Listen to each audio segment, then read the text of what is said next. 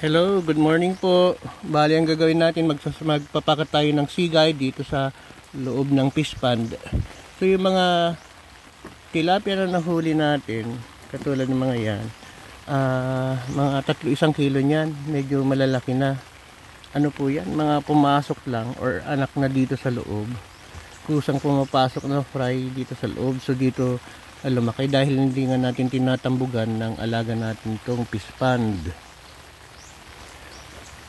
Kumbaga pwede nilang nakawin, pupunta yung mga kaso nga lang wala siya makukuha dahil lang yung self-service. Ibig sabihin tumubo lang, hindi naman tumubo, galing yung mga fry sa labas tapos pumasok sa fish pond. So inalis natin yung sigay natin sa kabila, ipapakat natin dito kasi dito yung maluwag, walang aragan. Ang problema namin, ang daming aragan kasi bumabaw na yung fish pond. So eto yung mga malalaki. Mag shoutout po tayo kay Mila Flora Maranan, Ronnie Dargantes at saka si Arbiniel Madrinan. Mga shoutout po sa inyo mga sir. Si Marcelo Camunggol nasa Italy. So ingat po kayo lagi. Ito po yung hobby natin, farming pa rin, pero fish farming naman ngayon. So yun, inilipat lang natin yung sigay. Ipapakita ko mamaya yung nahuli natin, bale 5, kahapon 7. So eto, nagtitiis kami ni Kadong kahit umaambon.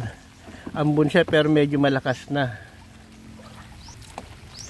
So mapapansin nyo si Kadong nagbubudots-budots. Yan, sayaw lang siya ng sayaw. Hindi po sumasayaw si Kadong. Yung bangka namin ng magalaw. Magalaw po yung bangka namin. So yan, umaambon, nakapayong ako. Hindi ko matulungan sa pagtitimon si Kadong ng natin, ng bangka natin, kasi kailangan ko may payong para ma-vlog lang po. So ganyan kahirap yon magsigay pag umaambon. So yung gamit natin na sigay, ano po yan, 4 ang laki ng mata, tapos 0.30 yon kapal ng nylon nya, tansi. So 50 meters lang po ata to, medyo maliit lang. Sadyang malalaki po yung mata kasi madami kaming nakita nung nagpain kami ng talakab. Ang talakab po, traditional panghuli ng alimango dito sa Bugay, Cagayan. Usually yun yung ginagamit sa Bugay, Lagon. So sabi na ni Kadong, manong magsigay tayo kasi madami akong nakikitang tilapia, malalaki. So yun, sinubukan namin. Nung una, nakahuli tayo ng 2. Sinigang namin. So nagtataka siguro kayo bakit sinigang na tilapia. Ang tilapia po sa amin, dahil brackish water yung tubig, iba yung lasa. Mas malinamnam siya, mas malinamnam kaysa yung tilapia na fresh water, laki sa fresh water. Ayun, medyo talagang lumalakas po yung ulan. So buti na lang may dala tayong payong na malaki. Yun, nakapag vlog tayo, pero sulit naman kasi tignan nyo itong huli natin, 5. Tingin ko baka may 2 kilo. May 2 kilo kayo to, Kadong. Malalaki po sayang in isa dahil medyo namuti na. Ibig sabihin kagabi pa yan. Bale nilagay namin kahapon, nakaraan ba tong sigay, sa umaga lang namin sinasangat. Ang ibig sabihin po ng sangat sa Ilocano, pag Tagalog papandawin, pandaw po atang tawag sa sa Bisaya.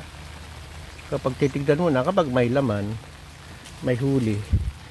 So eto yung nahuli natin, 5 piraso na malalaki.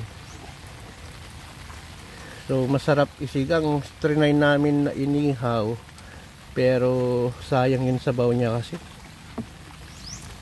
Medyo ang sabaw niya kapag sinigang medyo mapait ng konti. Kung baga exotic food para sa amin. Yung mga taga Maynila or ibang lugar, hindi nila malalasahan yun. Pero sa amin kasi iba yung dating. Malinamnam siya na medyo mapait na mapakla. Yan, si Kadong rin ang Ikaw ba nag-ano nun? No. Ikaw ba nagluto noon? No. Si Teddy Boy.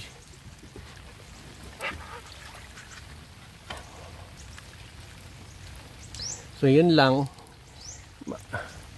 Maano po, maulan. Kaya hirap kaming dalawa ni Kadong. Ako nakapayong ako.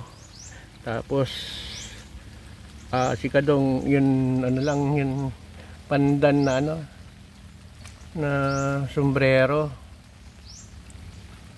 Tapos isa pa nating ano problema yun bangka natin nagbubudots-budots. Hindi siya balansyado.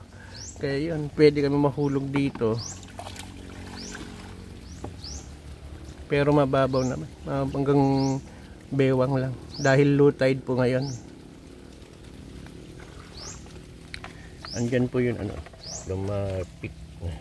Malaki po. So 7 gramos siguro yun. Na ganun kalalaki. Parang pare-pare sila ng size. Kasi ngayon mata ng sigay natin. Kung ikaw nga tagiigid na Kadong sa munto or noson. Hindi maayos-ayos ni Kadong. Yung sigay natin. Tawag kasi nila sa Manila, panty daw yun. Ano pa yung iba? Yung sigay. Yung tawag naman sa Ilocano, sigay. Ayan, pinapauso ko kasi nagiging term na ng ano eh. Diba, nasa Tagalog, naging Tagalog na yung sinasabi nilang bobo trap. Sa amin Talagab naman, traditional na panghuli ng alimango dito sa Bugay, Cagayan. Dahil yung tubig po natin dito, brackish water, Bugay Lagon, madami pang mangrove trees. So, parang tugma siya na breeding ground ng mga fry ng alimango, isda, sugpo, yun mangrove snapper or angrat tawag namin, kapigod, malaga. So madami pa po dito sa amin. Mga gustong mag-adventure, yun, welcome po kayo, matutulog kayo dito sa pispan natin. Good for 2 days, 3 days. Yun, pwede rin tayo magpa ihaw-ihaw pag gabi, bonfire, ganun. Ang madaming huli pag gabi, agsilaw ang tawag namin. Yun silaw, ano yun, mag-iilaw ka ng ano, headlamp.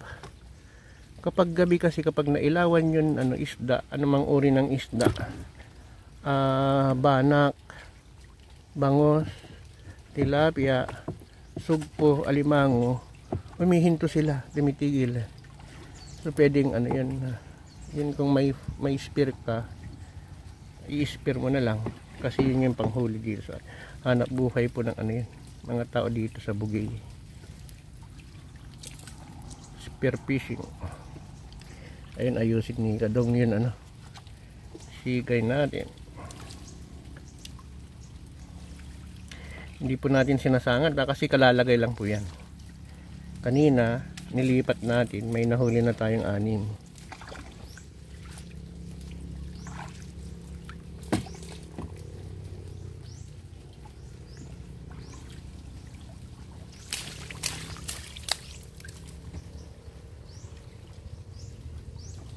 Diyan ka doon, baka maanon yung cellphone.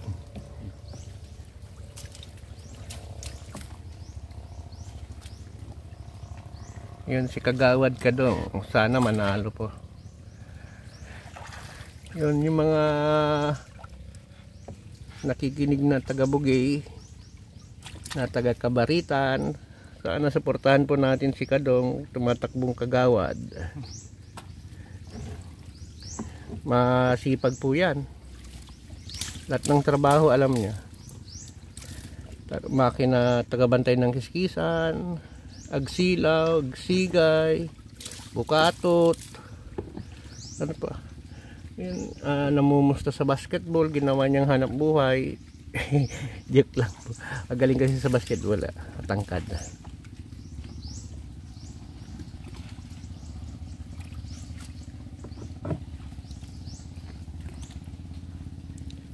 Kaya pala namin binalikan kasi natumba, tumbalilong.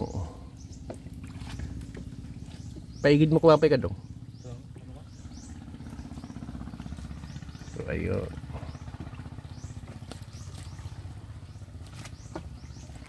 Ayan, pwede na tayo.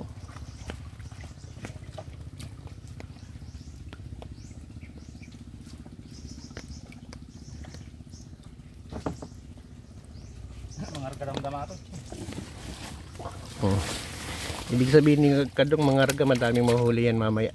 Kasi iba yung pesto niya ngayon, no? Walang aragan. Yung aragan, seaweeds. So, larga na po tayo. Titimbangin natin mamaya kapag nasa bahay na tayo. So, ayan. Umagang maambon. Titignan natin mamaya din yan. Ay, vlog natin kung paano mag-lechon. Nagpa-lechon yung kapatid ko from Canada ng baboy, native pigs. Yan.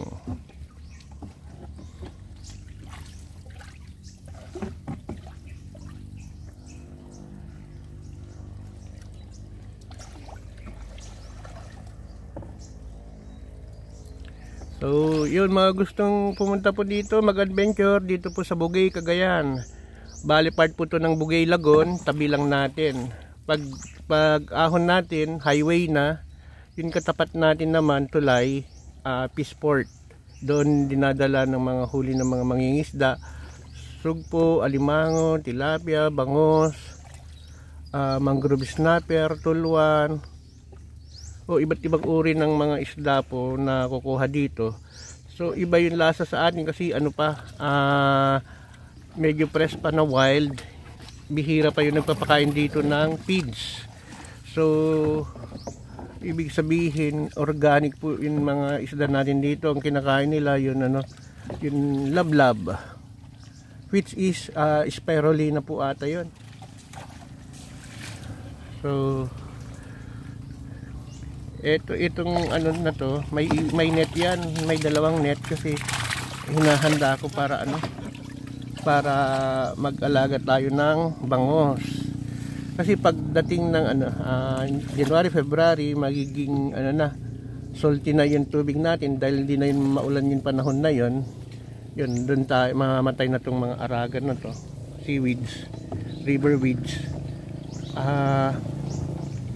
Pwede na tayong mag-alaga ng fry ng bangos. I-try ulit natin kasi nung una nalugi, pangalawa nalugi, pangatlo nalugi ulit. Nabantay sa lakay po nung una. Pangalawa pala. Nung una, nag-overflow yung pispan natin dahil malakas yung bagyo, ang laki yung tubig. So, yun, dati nung buhay pa yung father ko, dalawa kami palagi dito. Yun, nakaka-enjoy kasi nakakamiss dahil ito yung lakihan namin. So, hanggang dito na lang po. Bye-bye.